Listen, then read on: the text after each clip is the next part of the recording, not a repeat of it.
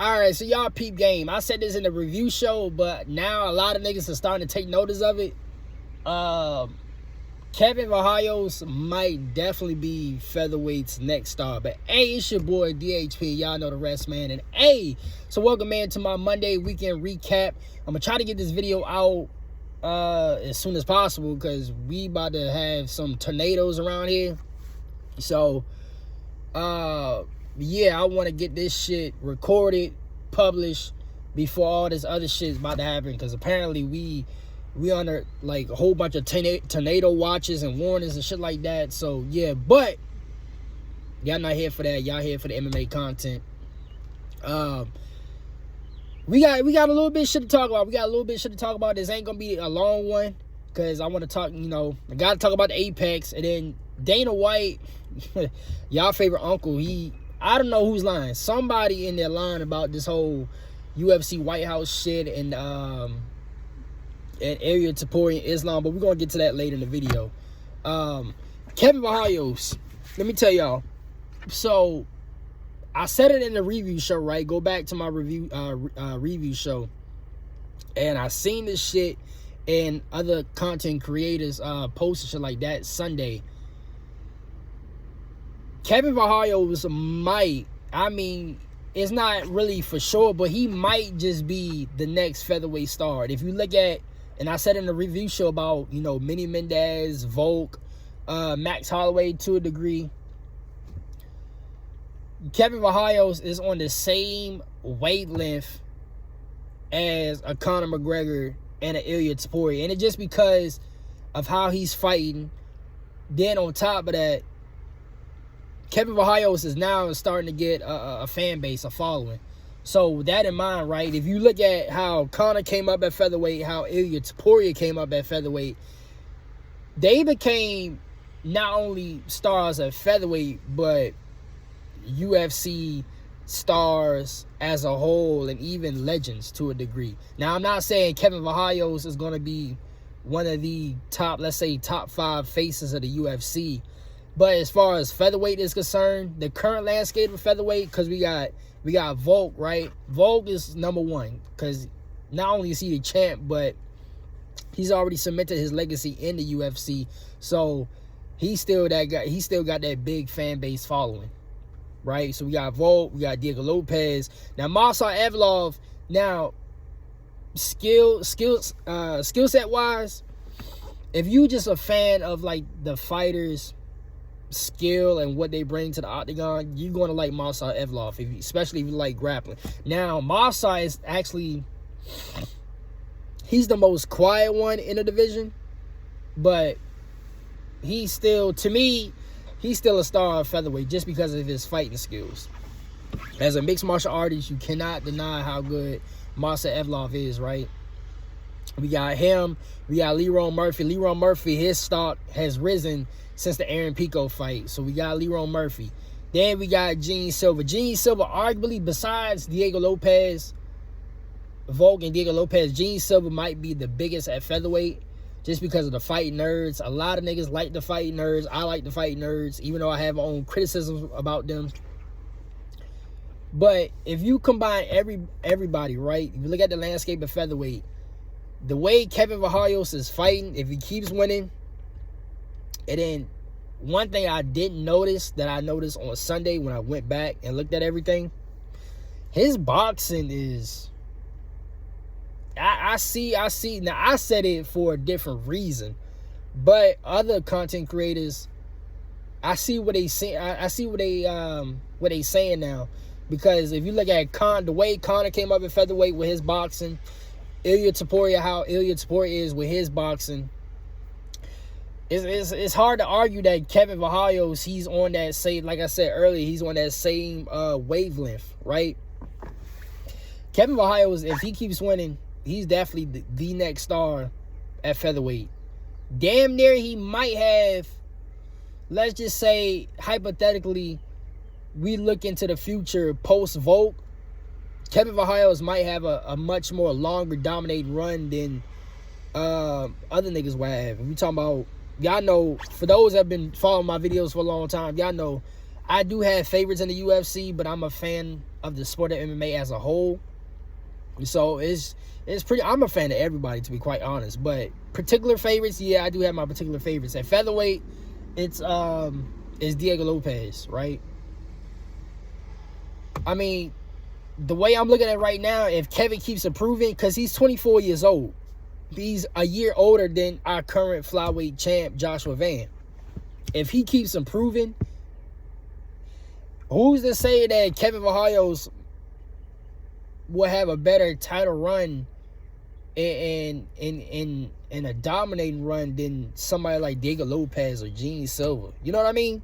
Like, we got to see. I mean, obviously, we've seen his last two fights, but we need to see Kevin Vallejos get tested deep waters grappling-wise.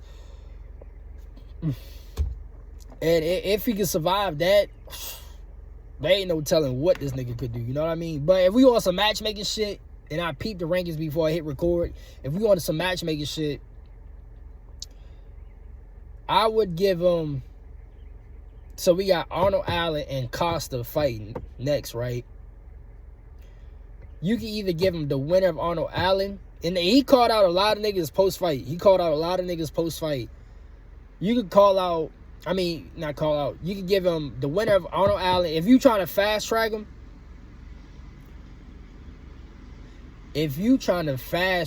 honestly, I would probably give him Yair Rodriguez. And I think that's the one that he called out post-fight, too. He won Yair Rodriguez at UFC Noche. If you trying to fast-track this nigga, you definitely give him Yair. That would be one hell of an entertaining fight. Because both of these niggas is going to stand down. Yair he's competitive on the ground. He's comparable on the ground. If he needs to get the fight to the ground, he can do some groundwork. And that would low-key would be a good test for Kevin on the ground. But these niggas, they going to stand up. They going to stand up. Yair going to try to kickbox at a range. And Kevin, he's going to box his ass off, right? So that would be a good, entertaining fight. So that's if you trying to fast-track him. If you trying to just not take it slow, but, like, organically let him progress through his way to the top, I would give him either Arnold Allen, the winner of Arnold Allen and Costa, or the winner of Yusuf Salal and Aljo. Because ranking-wise, and the rankings is not updated to this past weekend with that fight night card, but ranking-wise, he's in a position where, so he's going to be above Arnold Allen, I believe. No. He's not going to be above Arnold Allen. He's going to set himself up in a line of fire for Arnold Allen and Costa, especially if Costa beat Arnold Allen. The only way he's going to overjump Arnold Allen if Costa beats Allen. But his ranking position, he's going to be in that line of fire. You know what I mean? But you can either give him that or the winner Aljo and Yusuf Salal, because they like that 5th through 8th range. So I'm pretty sure once the rankings get updated from this fight night card, Vallejos is probably going to be 11th, 10th, or 9th rank, whichever one. Kevin Vallejos, he might... We could throw this out here now, for real. He might be the next featherweight star. And honestly, it's exciting. It's exciting because we already, and I said it on the review show, featherweight is one of these weight classes where I can say the same shit, lining up with lightweight and welterweight, where and middleweight, where we have, well, it's more so lightweight, because welterweight, the new generation is here for real, but you still got the current generation with Islam and shit. But lightweight is definitely a perfect balance with the current gen, the new gen, and some of the old veterans. You know what I mean? That's still highly competitive. Featherweight is on that same wavelength where it's the old gen, the current gen, and the new gen. So featherweight, Kevin Vallejos doing what he's doing. He's definitely making featherweight much more entertaining. I mean, much more entertaining, because the way shit going right now, I ain't gonna hold you. Volk might just go on a second dominant run. You know what I mean? But and I said this about Volk You know, if he was able to get through Leroy Murphy, and because he already dusted off my nigga Diego Lopez like twice. So if he gets through Leroy Murphy and niggas like Leroy Murphy, Marcel Evloff, it's hard to say that Volk ain't really. He's already in most people's eyes, and I recheck, and I have to backtrack on my statement because I said it once. I'm pretty sure I backtracked again on it. Anyway, I'm gonna say it again in this video. Volk, he jumped Jose Aldo as featherweight GOAT, but if Volk is able to dominate this second run as champ, he more than likely can be in that top 5 conversation with the best UFC fighters of all time. You know what I mean? But yeah, Kevin Vallejos, he definitely have the potential to be featherweight's next star.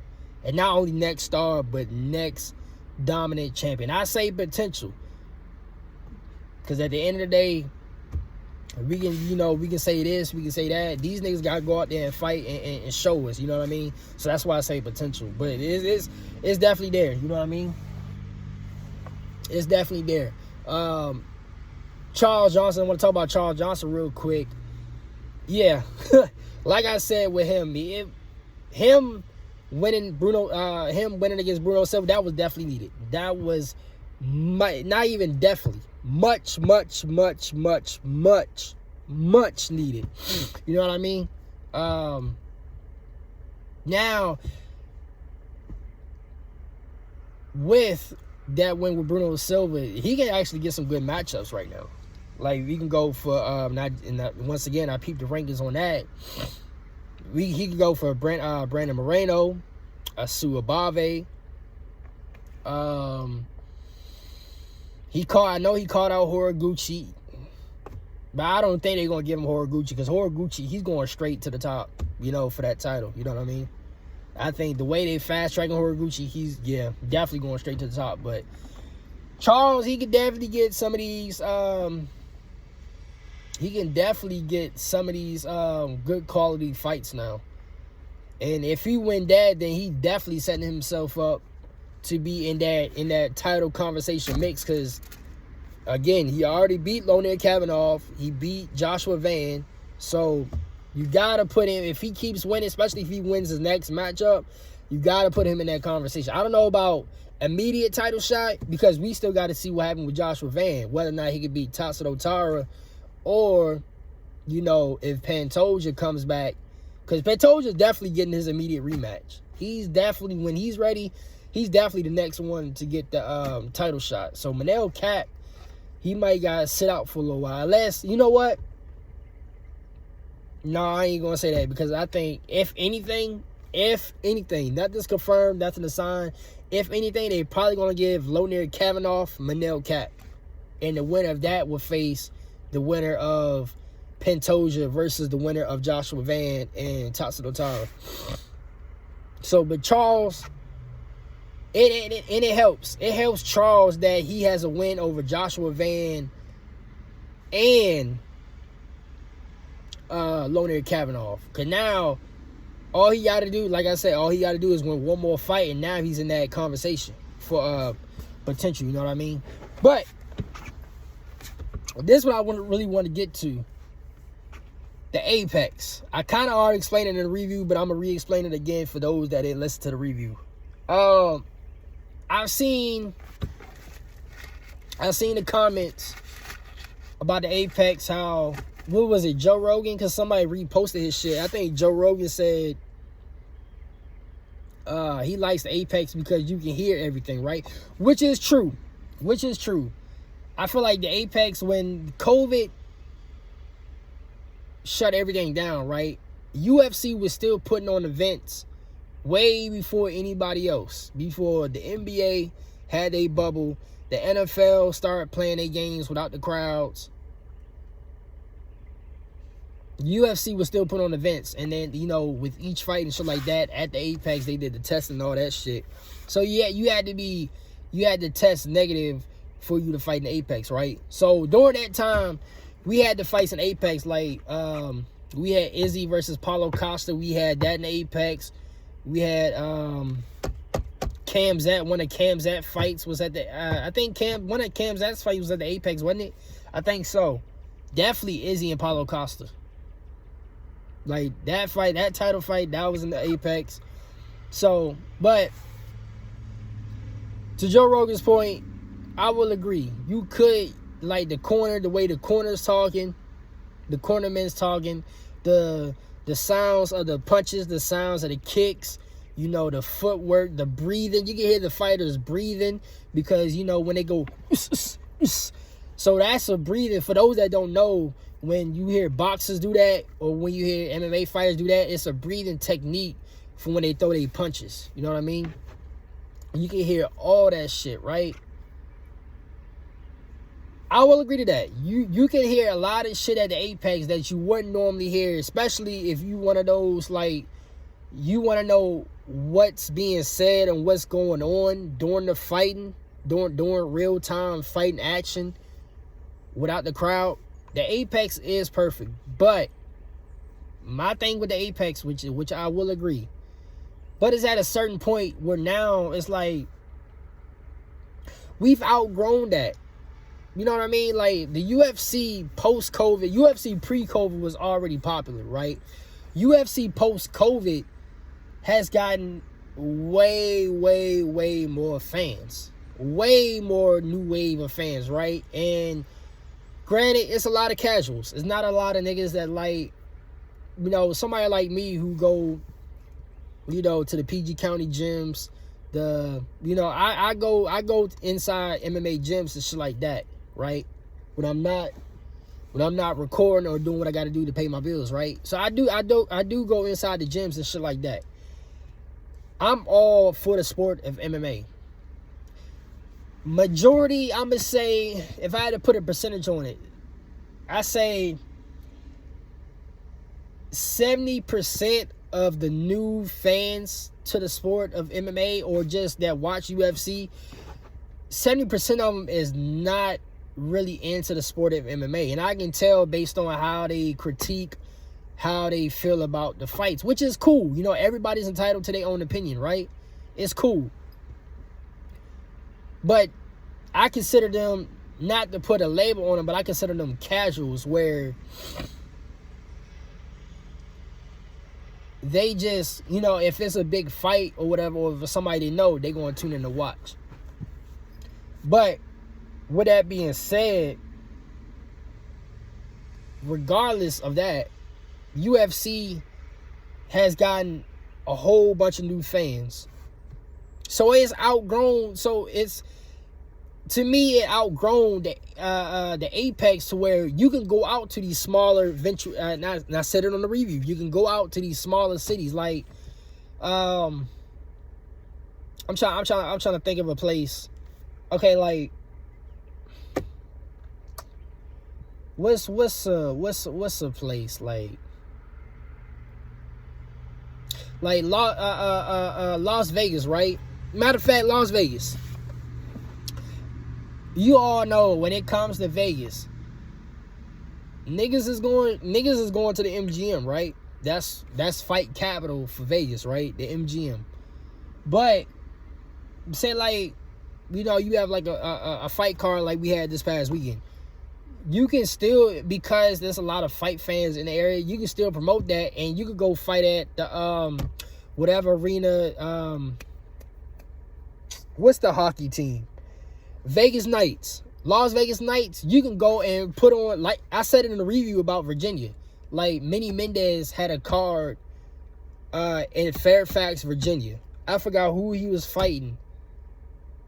I'm gonna go have to look it up after I publish this video.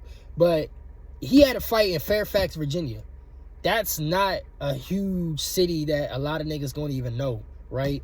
It's a city in Virginia. It's a small city in Virginia. Now, I wouldn't say a small city in Virginia, but it's a smaller market. You know, unless you from this area or you around this East Coast region like Maryland, Carolinas, Virginia, and you just pass by it, you're not gonna know what the fuck Fairfax, Virginia is, or you're not gonna know where is it at, right? But it's a small market city in Virginia. We've been there before. You know what I mean? Why can't the UFC in today's climate, where you have a bigger fan base, we can arguably say, and y'all let me know in the comments, we can arguably say that the UFC, not just MMA, but the brand of the UFC has more fans than PBC boxing. Because let's be honest, if you talking about on a global scale, there's still a lot of boxing fans more than MMA fans. But the casuals is more than likely going to watch the UFC, which is why we can have a debate about this. The brand of the UFC has more fans than your normal, than your boxing promotions, PBC, Top Rank, WBC. You know what I mean? So why do we have to go and I don't think I said it in the review, but I think I know that maybe budget-wise, they like to go to the Apex because it's really, you know, because at the end of the day, to put on events in these major cities and shit like that, it's a lot of work and it's a lot of money being spent. You know that cliche saying, you got to spend money to make money. You know what I mean? So they putting in money to hold these events to make the money that they get. But at the same time, I would think smaller market venues wouldn't cost a lot of money. You know what I mean? Because they're small market for a reason. And on top of that, you on a small market venue, you can low-key tap into a new market of fans, and half of them could be interested to do MMA or just watch the sport as a whole. You know what I mean? So it's kind of like, why are we still going to Apex? I feel like the Apex the UFC has outgrown the Apex. The Apex, like I said on the review, the Apex should be for the Dana White Contender Series. Because the amount of fans that we have, I would assume that we have the most fans out of any major mainstream combat sports brand. So we need to tap in to these smaller market venues. You know what I mean? Because we have the fans for it. We have even some states and cities that you wouldn't think to have fans. We have fans. You know what I mean? Like, look at Utah. How many times we go back to Salt Lake, Utah, or Salt Lake City? You know what I mean? Like, you wouldn't even think that a place like Salt Lake City in Utah has a market and fan base for the sport of MMA, but they do. We still go and hold pay-per-view events and shit like that. You know what I mean? So that's my small little rant on the Apex. It's time. I probably made a video about this shit before, but to me it's time, because the way I look at it, also, and I said this in the review too, the fights that's being held at the Apex, imagine that with a crowd. Like, when you go back and look at the Paris, France crowd that we had last year, and you look at that crowd and you tell me these niggas wouldn't go crazy with the fights that we seen this past weekend. Like, Kevin Vallejos would have that fucking roof going fucking Yankee. You know what I mean? So that's my little small rant on the Apex. Yeah, UFC, we gotta move out the Apex. Keep that shit to the Dana White Contender Series. Now on to the last thing of the video. This White House shit. I ain't gonna lie to you. I'm gonna view it. I'm gonna watch the card. I'm gonna do my content for it. I'm gonna review it. I'm gonna do all that shit, right? But I ain't gonna lie to y'all niggas. I'm getting tired of this White House shit just because of the politics behind it. You know what I mean? Like, one of the things that they... Oh, man. So, before I end this video, because I'm going to quickly talk about this shit. Beeping the horn right there. So Dana White came out and said that, because they was everybody trying to figure out what fight fell off from the White House, right? So Dana White said that Ilya and Justin Gaethje was not originally slated for the White House, but Ilya and Islam was never discussed. So my whole thing with this shit is like somebody's lying somewhere, because how the fuck?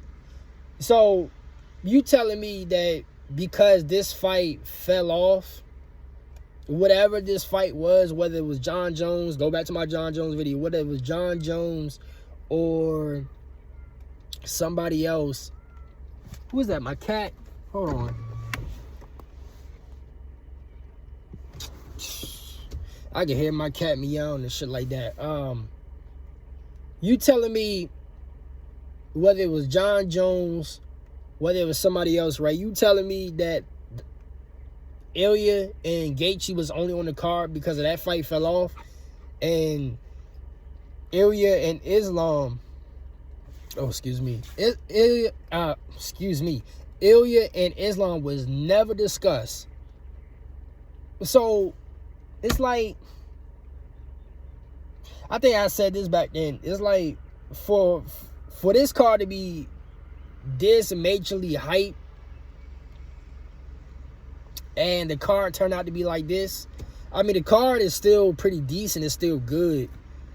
But they was talking about this shit was supposed to be better than fucking 300. You know what I mean? This was supposed to be UFC 300 on steroids. And so for the card to be the way it is with that hype, the card is not good, you know? And now it's kind of like, I guess the way I'm perceiving it is like, half of these fights weren't even originally planned because of this fight fell out. You know what I'm saying?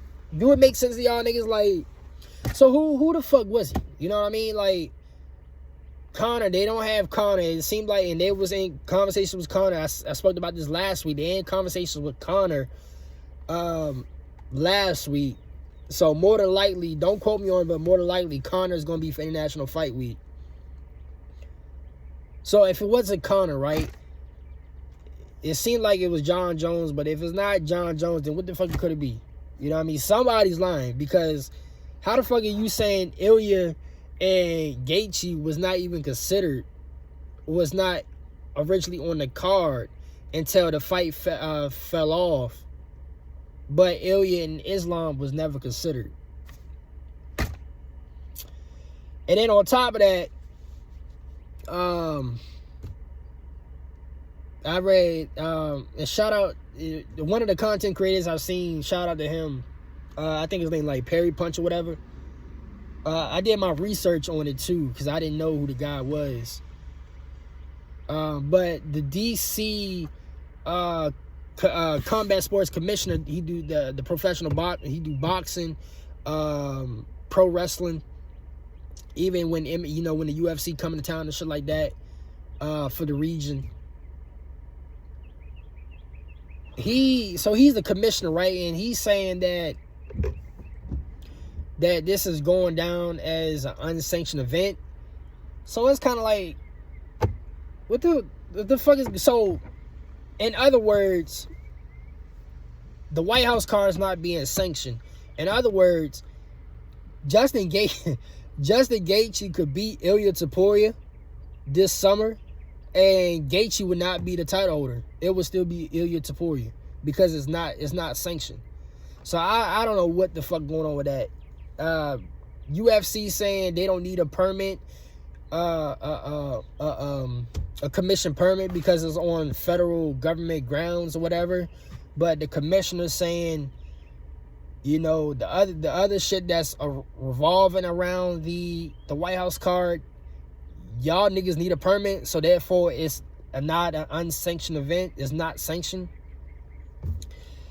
This White House card, bro, this, you know, as they say, you don't mix politics with sports, and this is why. It's so much. I never seen a fight card, other than the couple cards that we had in the past with injuries and shit, because there's been a lot of shit.